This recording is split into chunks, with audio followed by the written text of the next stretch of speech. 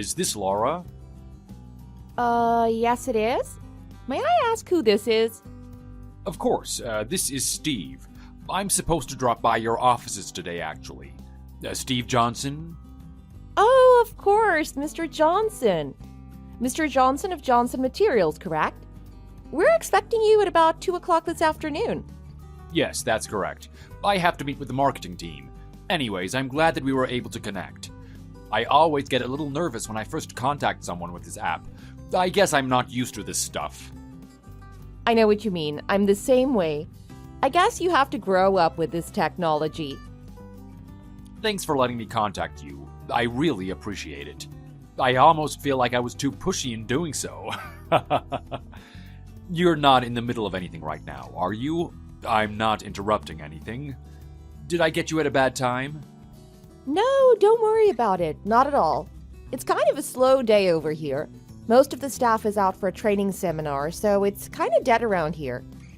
Actually, there was something that I wanted to ask you, if it isn't any problem. I wanted to ask you if you would like to join me for dinner sometime. Am I being too forward? No, not at all. I would be delighted to join you. Well, I'm so glad to hear that. I was wondering what I was going to do if you said no. To tell the truth, I'd been thinking of asking you out for a while now. I'd really love the chance to be able to get to know you better over dinner. Oh, really? I don't know what to say. Wow, I'm very flattered. Can I ask you what it is about me that you found so interesting? Well, I guess part of it is your beautiful smile that I love to see every time I go in there. I guess after dealing with all the knuckleheads at the head office all day, to come here and see you, it's kind of nice. I don't know how to put it. I see. That's too bad that you have a hard time at work. But if I didn't at least try to look happy to see everyone, no one would want to come in. I wouldn't be very good at my job now, would I? Well, I suppose you wouldn't. If the girl at the reception desk looked like she was going to bite your head off, it would sure be bad for business. She'd be turning most people away. Yeah, that's an interesting way to put it, though. I'd like to be able to get to know you a little more. I haven't had the best of luck in my love life, and God knows I'm not the most romantic person around. Are you free sometime next week? Yeah, sure. I don't think I have anything going on. Great. I usually get off work at 6, unless something suddenly comes up. Every once in a while, our customers in Germany call us late in the afternoon about something. Really? So, do you speak German? Enough to assure them that they'll get their materials in due time. They're so impatient. You'd think that they were rebuilding the whole country. Wow, that's impressive. I've always admired people who can speak a foreign language. I can barely remember my high school Spanish. Yeah, I can't understand why they still make kids learn Spanish these days. Well, a lot of people speak it. Yeah, but most of them are construction workers or cleaning ladies.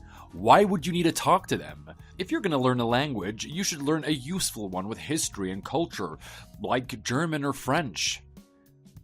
Well, that's not a very nice thing to say, is it, Steve? The lady that cleans our office is so nice. We chat all the time. And there's plenty of great books written in Spanish.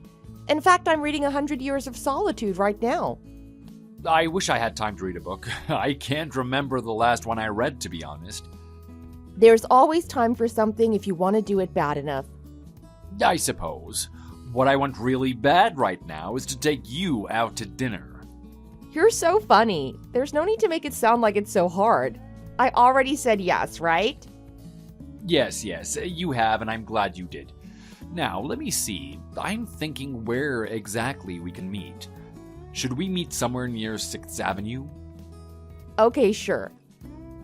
I get out of work at 6 most days too, so that'll work out fine. Why don't we meet at some place in between our offices? There's a lot of places to eat in the area.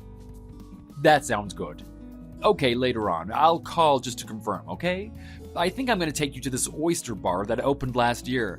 The oysters there are so good. Oh my god, you need to try it. Oh, I should tell you that I'm not that big on oysters, to be honest. You're not? Really? To tell you the truth, I've never had it before. But the thing is, I don't know. I guess I don't find raw seafood that appetizing.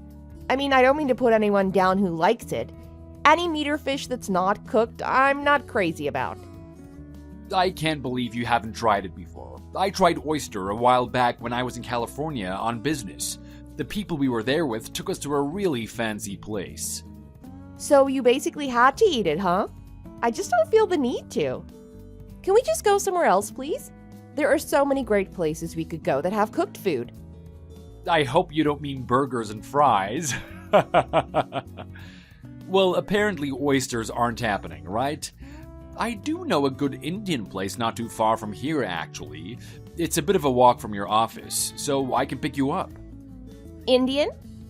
Yeah, don't tell me you've never had Indian before. It's Indian as in the country India, not Indians like Apache or Navajo. I know that much, gosh. But I can't say that I've had Indian food, Steve. I'm afraid I'm just a simple American girl with simple tastes. A regular meat and potatoes type of girl. I guess so, but listen, why don't we just go to the Indian place? Trust me, you're gonna love it. Well, I don't know. Well, I do. I'm gonna decide for you because I'm sure you'll like it. I could do just as well with a pastrami grinder and fries. There's this cozy place I know. We can't go to a diner. You're kidding, right? The guys that clean this building go to diners. Listen, I gotta get to a meeting. Let me get back to you about where to meet. I'll reserve a table for 2 at the Indian place. Well, but... Okay, sure, thanks. I think I can actually pick you up in my car on the day. That sounds great. Look forward to seeing you then. Right, well, see you then.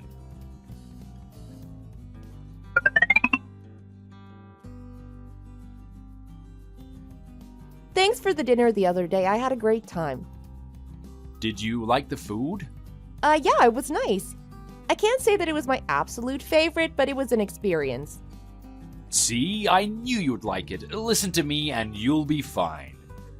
Well, thanks for taking me. No, I should thank you. I'd been wanting to ask you out for a while. I had a really great time. Can we do this again sometime? Of course, I'd like that. Great. I was thinking that this time maybe we could go out to the Cape, spend the weekend. My family would always vacation there when we were kids. We can stay at their place. No one's there now. Ever been? No, I haven't. I've only seen the ocean a couple times. Well, that settles it then. How's next weekend? Hey, I was thinking maybe we should take things a little slower. I mean, I don't know. Why don't we have dinner a couple more times together? You know, get to know each other a bit more. Plus, you know, you're the CEO of a firm that we do business with. I just feel like we should ease into things. Don't worry about that. What we have is between us. Work has nothing to do with it. Besides, I'm the CEO. As far as getting to know one another, I think we did just fine over dinner the other night. Well, I don't know. I just think... What's a better way to get to know each other than spending the weekend together on the Cape? The dunes on the beach are awesome. My folks' place is right on the beach with an incredible view. Perfect to kick back and drink a bottle of wine. I don't know how to say this, Steve, but I think you're super nice, but I don't think I'm quite ready to spend the night together. Sorry, I don't know how else to say it. Oh, that, right. Don't worry about that. My dad's place out there has a guest room for you can stay in. I'll sleep on the couch in the living room. We'll have a great time. All the tourists are gone this time of year, so we'll have the beach all to ourselves. And the restaurants that are open year-round are the best. Well, I guess.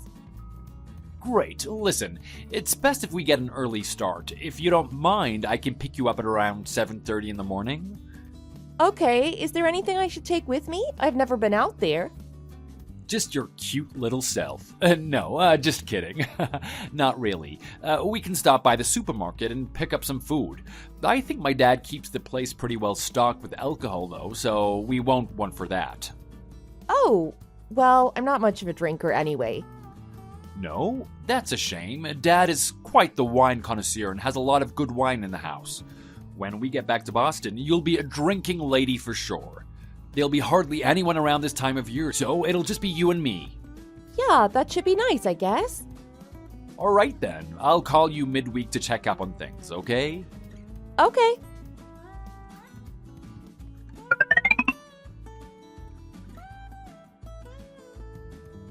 Hey Laura, I dropped by the other day but you weren't in.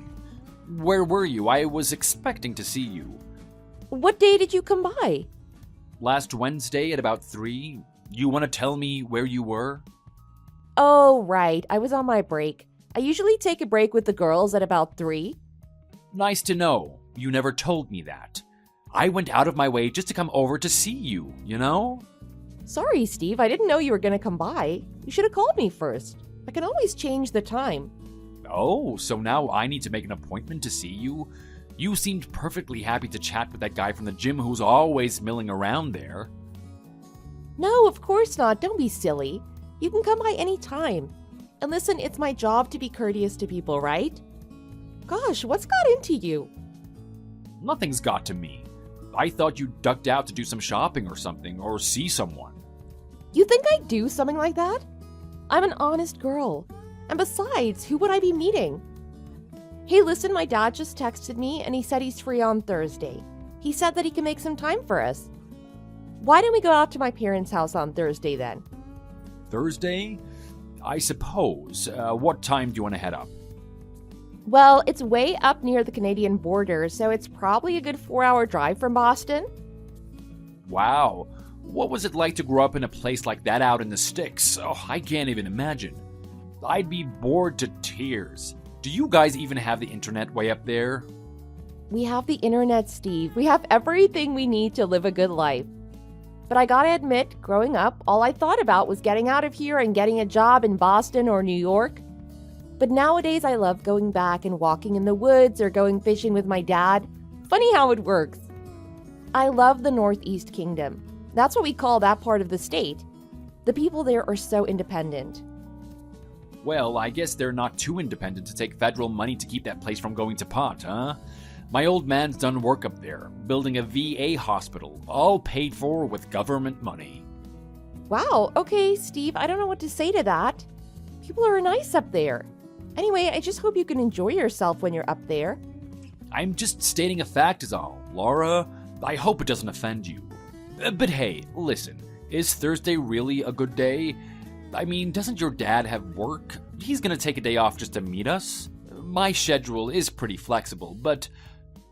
Oh no, it's no problem. He works from home and can set his own schedule, so it's no problem. Oh, right, okay.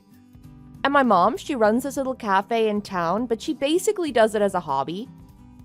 It's pretty dead in the off-season anyways, so she'll probably just close up on the day we come up. During the foliage season and in the summer, she gets busy though. I could never understand why anyone would want to drive hours through the sticks just to look at dead leaves. Well, there's a lot you don't know about Vermont, Steve. But my mom, you'll love her. She's so sweet and easy to talk to. My dad's quieter, but he's really friendly.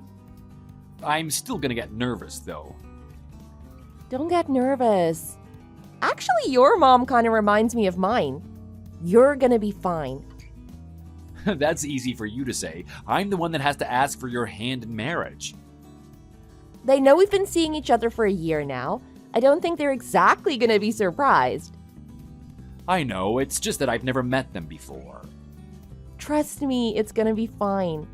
Try to enjoy yourself while we're there. It's such a beautiful place. So different from Boston. Have you ever been up to Vermont before? I drove through it one time with my buddies on my way to a concert in Montreal. Yeah, I don't suppose you've eaten fresh venison then? No, can't say that I have. Well, I'm pretty sure that Dad is gonna have shot at deer, and that's what Mom will serve up for lunch, along with other stuff, of course. Venison? Trust me, you'll love it. If you like steak, then you'll like venison. Okay, if you say so. You will! So, can you pick me up at South Station at 8? Sure, that puts us right around lunchtime.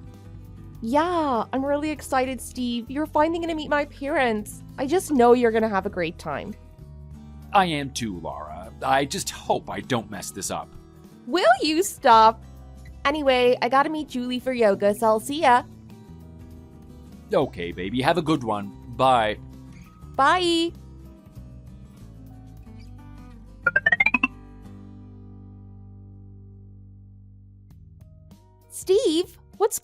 on?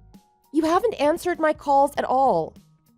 Oh, hey, sorry, listen, I'll get right to the point. So, yeah, the wedding is off. I can't do it. What are you talking about? What am I talking about? I'm talking about what I saw up in Vermont. What you saw up in Vermont? Can you be more specific? What did you see that's made you not want to take my calls for days? You guys live in a hovel, for crying out loud. In the woods. It was like goddamn Daniel Boone land. What the hell? What are you talking about? I don't know what you mean. The house? What about it? The house, the area. I mean, Laura, I need to marry someone more or less of the same background. I guess I know now why you wanted to get out of there so bad. I can't marry someone like you. I mean, what were you thinking? I can't take someone of your background as my wife? I can't believe what I'm hearing right now. Steve, please tell me you're joking. Where is this coming from? I'm not joking. You expect me to marry you? I'm not from that world. Our family's not a bunch of hicks. I'm starting to think that you want to marry me for money more than anything. Is that what you're after? It's clear to me now, actually. Your dad doesn't work, and your mom is the one who ekes out a living for your family, isn't she? I've got to say, you've done a good job of hiding where you came from. You've even managed to become quite well-spoken. Steve, you better be careful with what you're saying because you're way the hell off base. How dare you say that about my parents? Look, I'm just calling it as I see it. It's a good thing I found out before we got hitched. It's gonna save us a whole lot of trouble. I can't marry just any riffraff. I'm gonna have to carry on the Johnson legacy someday, and I need a wife who is from the same social class as I am. Oh my God. Wow. You really are showing your true colors now, aren't you, Steve? So now I know what's important to you. God, I feel like a fool. The whole time we were having lunch, you were looking down on us in our own home, thinking we were riffraff and hicks? Hey, listen, all I know is that the wedding is off now. Like I said, it's a good thing that I found out beforehand. Found out about me? Oh, don't worry. We can call the wedding off, that's for damn sure. We're way past that, Steve. Don't talk to me when you come by the company. Oh, believe me, I won't, so don't get all angry at me. I'm the one who should be angry. What would I want with a hick from the North Woods who's after my money? So long, hick. In fact, don't go telling anyone that we were dating for a whole year. If it gets out that I was going to marry some hick from Vermont, I'd never live that down. Wow, Steve. You were such a sweetheart in the beginning, weren't you? Attentive, romantic, and the rest of it. Now you come to me with this, and I can see how ugly you are inside. Whatever, Laura. You're the one who never told me that you were dirt poor. It's all about compatibility, babe. You'd never be able to fit into my world. I have a certain reputation to uphold. How am I going to introduce you to my friends and take you to parties? I mean, take your dad. He barely said a word while we were visiting. Unless it's about hunting or the weather, he's got nothing to say. It was embarrassing. Steve, you have no friggin' idea what you're saying. It makes me sad almost. Not that you're way off base, but to know that that is who you are. What a waste it's been. Yeah, it's been a waste of my goddamn time. I feel cheated.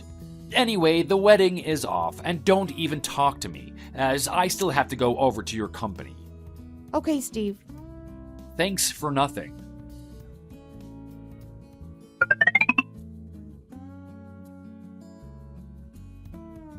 This is Mr. Beaumont, Laura's father. I'm sorry for contacting you out of the blue like this. I'm not so sure why you're calling me. How can I help you? Well, there are a couple of things I'd like to clear up. Sir, I've already spoken to Laura, and the wedding is off. I've nothing further to say to anyone about it. I understand that, but there are just a couple of things I want to tell you, in fairness to my daughter. What? I think you're misconstruing things, and quite badly, too. Laura told me about your misgivings about her upbringing and social class. Our family was quite taken aback. Oh, well, sir, I don't know what you want from me. Steve, I just want to set you straight, for your own sake. With all due respect, I think I saw all I needed to see while I was there. From the look of things, it didn't even look like you had a job, or had one for a while. See, that is the first of your misperceptions, son. Don't judge a book by its cover.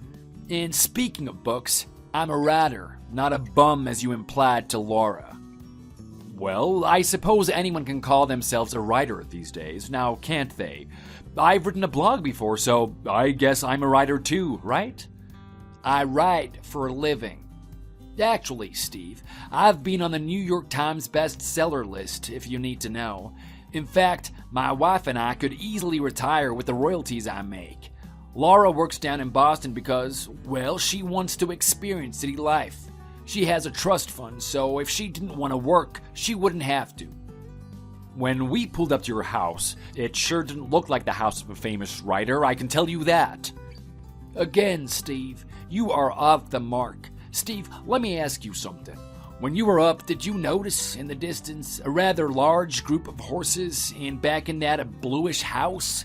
I think I saw you looking at it while we were dining. I did. What of it? Well, Steve, that's our house. The place where we all had lunch, that's actually where I go to write.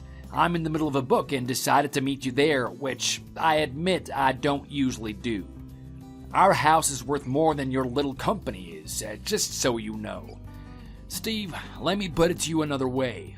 Laura, who you refer to as a hick, already has more money than you will ever hope to. How do I know that you aren't just making this up, and you aren't really some hick trying to impress me?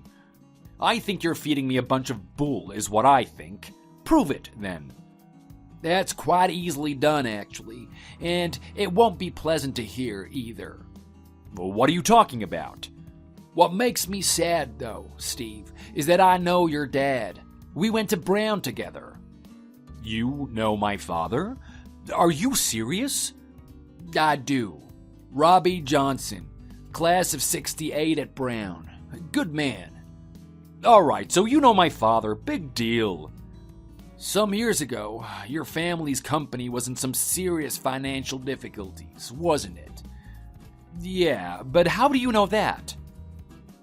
Well, you recall that your company received some 11th hour financing that kept it from bankruptcy. I heard our finance team put it together. I was a student then, so I don't know the details. But how did you know this? How do you think I know this? Steve, there is a lot that you don't know. What do you mean? What are you talking about? Ask your old man. Tell him you talked to me, Matthew Beaufort. And please, just give him my regards.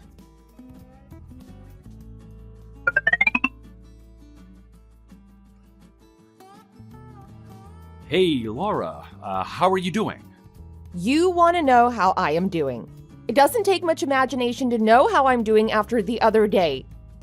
Hey, look, I'm really sorry about the other day. I was way out of line. I don't know what to say. What do you want, Steve? You called me up just to say that? Well, I was just sorry is all. Actually, your dad called me after that. My dad? He called you? Yeah, and it looks like I really made a big mistake. And, you know, calling you a hick and making fun of where you live and all. I had no idea that your father was a famous author. Well, you do now. Actually, it turns out that he loaned my dad the money a while ago when our business was in trouble. I had no idea. Did you know that? I was faintly aware of it, I suppose. I didn't realize how much money he loaned my dad. Not even the bank would have financed that much. Well, his books have been translated into 25 languages and are used in curriculum in colleges. The royalties sure do add up. Damn, wow. I guess I really messed up. Listen, I don't know what came over me then. I'm so sorry. You're a prick, is what came over you. Hey, come on, I really am so sorry. Can't a guy get a second chance? A second chance? Why, so you can marry the daughter of a rich man? Envisioning the rich life now, are we? A chalet at Jay Peak and all that?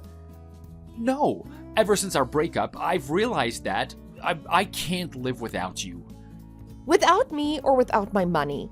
Steve, you're so transparent, it's not even funny. How do you even have the nerve to call me like this? I want us to get back together. I mean it. And the fact that my dad is loaded has nothing to do with it, right? Well, I mean, no. Well, sure, it crosses my mind, but... Steve, you are pathetic.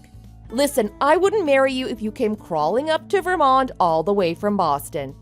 The only connection we have now is that your father is in hock to my family for more money than you'll ever make in your life. And to think you actually thought I lived in a hovel, as you put it? You better pay us back every cent we lent you, or you and your family will be living in one for real. Hey, take it easy. Why are you so angry? Are you stupid as well? You disrespect my family after dining in our house. My mom spent the whole morning preparing lunch for us with the deer my dad went out and shot himself. They were so nice to you, and then you turn around and insult them. You don't even have the guts to tell me face to face. You know, I should have listened to that voice inside me. There were so many signs along the way that this wasn't going to go right. What do you mean? What do I mean? The demeaning things you said about where I'm from, about people who aren't like you, the way you would accuse me of meeting people when I was just on break at work, all those things just scream insecurity. Even when you first asked me out, can you remember? Yes, we went out to eat. Yeah, after making fun of me for not having tried oysters or Indian food. You just went right ahead and decided that we were going to have Indian food, never mind that I hated it. You never thought to ask me what I might like to have. You never did. And then when I suggested we go to a diner where my dad would sometimes take me, you said something disparaging again. I was just kidding around. Just kidding around. Right. But not just that, Steve. Asking me to spend the night at your parents' place on the Cape, which they should have sold to pay us back, when they weren't there, and lying to me about a guest room that wasn't there either.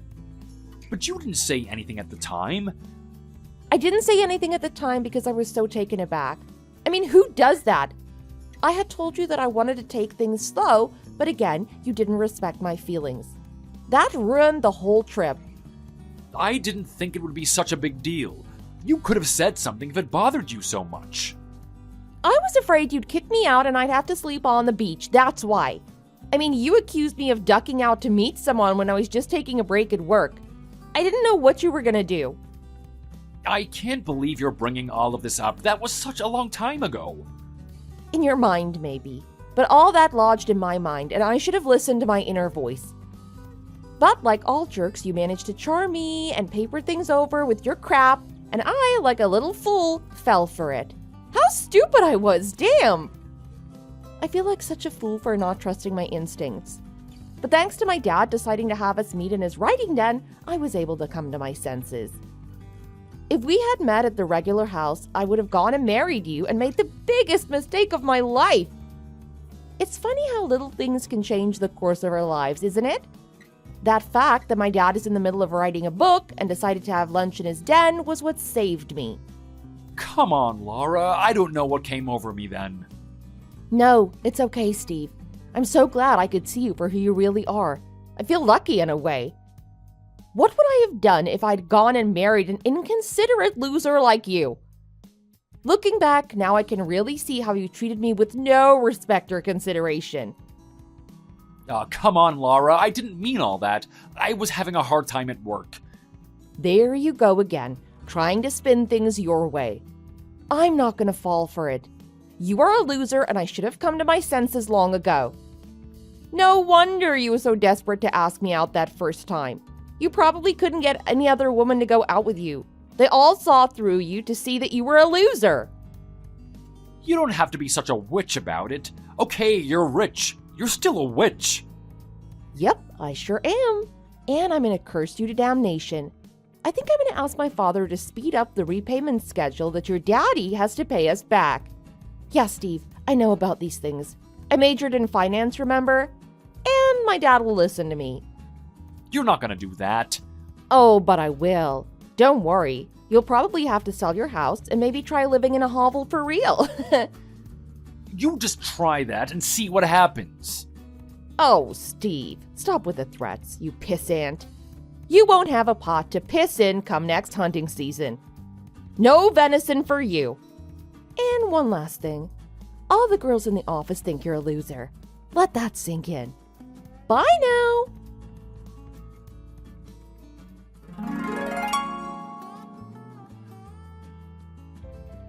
That was the last time I had contact with Steve. His company and his dad ended up having to speed up their payments to my father. Actually, they'd been behind on their payments for quite a while despite taking vacations to Florida and Costa Rica, something we found out later. His company had been mismanaged for a while. My father had actually given their company some extra time to pay us back. But when I told my dad what Steve did to me, he decided to tell them he wanted them to start making payments again, or else face penalties. This put them over the edge, and not long after that, they went bankrupt. We still recovered our money. As for Steve, I'm not sure what has happened to him. Recently, I moved back home to Vermont and met a great guy who treats me right. I did waste a year of my life with Steve, but I'm so glad his true colors came out before the wedding. Thanks for watching. If you enjoyed this video, please hit the like button and don't forget to subscribe.